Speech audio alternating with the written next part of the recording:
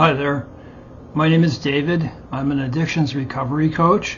I'm also studying addiction counseling at university. If you need an addictions coach for any substance use disorder, for any addiction at all. Not just that, but also mental health issues. And what I do is I help motivate people and set goals. Sorry, I'm having spasms in my chest. It's normal. I help people set goals, keep them accountable. And so, anyways, if you guys are interested in that, you can check out my website in the description box. So, this is a very particular video close to my heart. I enjoy writing articles, and I left a link to my last video. I left a link on my website. Go look. I'll have to look exactly. Just give me a second here. It says why discipline is key to my life link. So you can check that on my website if you want to see what I wrote in that last video. So I wrote another article, just a short one. I'm pretty good at writing articles, so I like doing it. As you can tell on the title, this one is about physical pain. I don't know, like I guess from what I've noticed anyways, you don't hear a lot about substance abuse and people who have severe pain of any kind really, but I guess I'd be focusing on people who have intractable pain that never goes away, it never gets better. You can treat it, but I think you get my point. Yeah,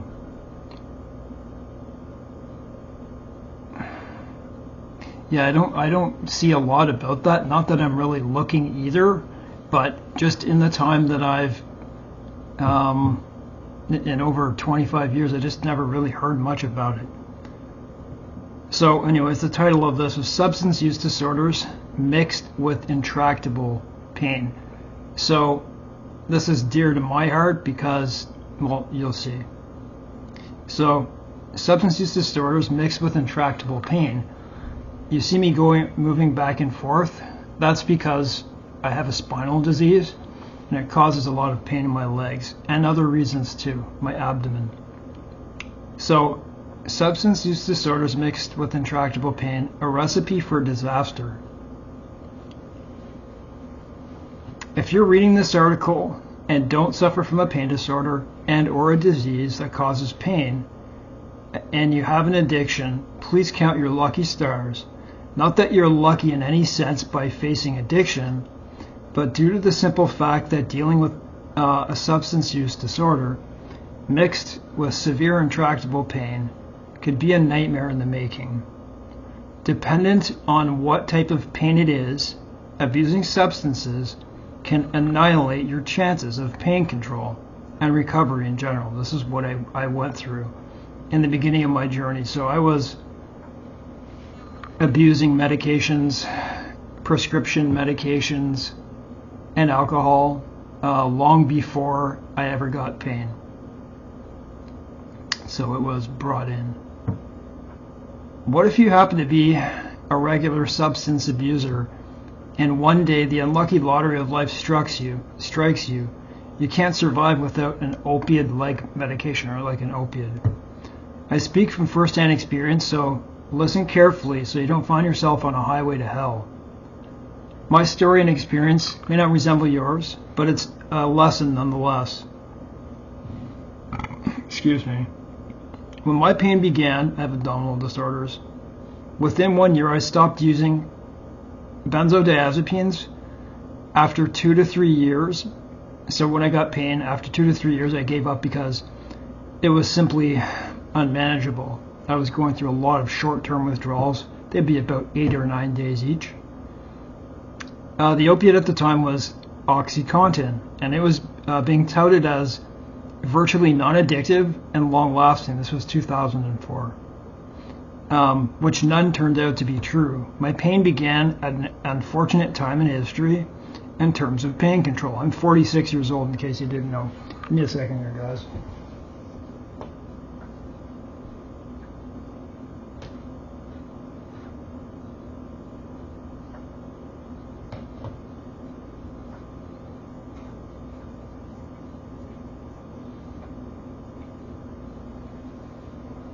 I have to step out of the camera a lot. My short-term withdrawals of benzos, diazepines, from constant binges made life unbearable. It was already unbearable.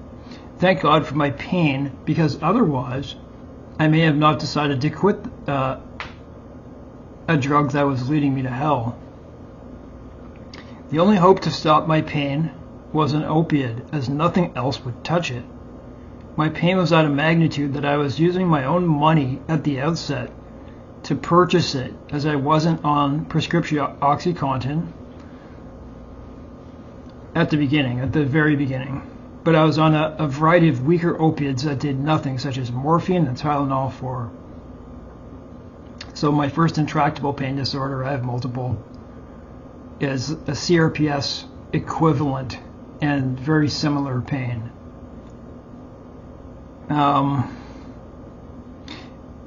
My pain led me away from addiction, and it's that simple. Today I don't have a single thought of abusing alcohol or prescription medications.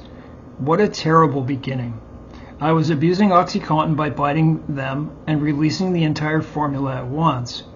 No doubt I was a mess. Not to mention that I wasn't receiving proper pain control. So that was one of the reasons I was doing such things. I didn't do that right away, but when I let go of addiction, my physician didn't believe me that the formula, the OxyContin formula, wasn't lasting the promised 12 hours of relief. You may be in the similar boat. It was like clockwork by the mid-7th hour. He made me feel like a fool and believe the ads and the drug representatives over my own persistent experiences. He didn't know I was previously abusing them. I never told him, but I felt worthless in his eyes. Abuse or not, I was abusing them in part because they were extremely addictive and kept wearing off much too early, in which case I excelled the abuse. Two things were responsible for giving up these inflexible behaviors. God, first and foremost, but also the ability to look long-term and recognize that my life would be much more painful than it was prior to intractable pain. With constant withdrawal already, I gave it up in search of relief, and boy, has that ever been a long story. I think I'd be specifically adapted to help people with suffering, pain. That's just one area that I can. Can't give medical advice, but I can help guide you. In my case, it was that easy to stop abusing benzos after that many years because it wasn't a therapeutic dosage, and I only experienced short-term withdrawals, but no less powerful. I've been through both. The writing was on the wall. Quit now or never truly find relief. I thank my lucky stars, but I was still left with a serious situation which needed a remedy yesterday. The OxyContin, which is now infamous, and they were sued, both in Canada and the US, and it always will be infamous, made me feel sick with no real stable promise of pain control. My abuse of opiates was short but brutal. Now what? From that point, it was a long road to find the right medication. What I know today and the ability to teach others, I didn't know at the time due to many factors. Learning how to potentiate my medications, like going for a walk, raising your endorphins. You have no idea what that can do for you to help you ride out your day. It's your free natural painkiller for its full benefits and live a healthy lifestyle.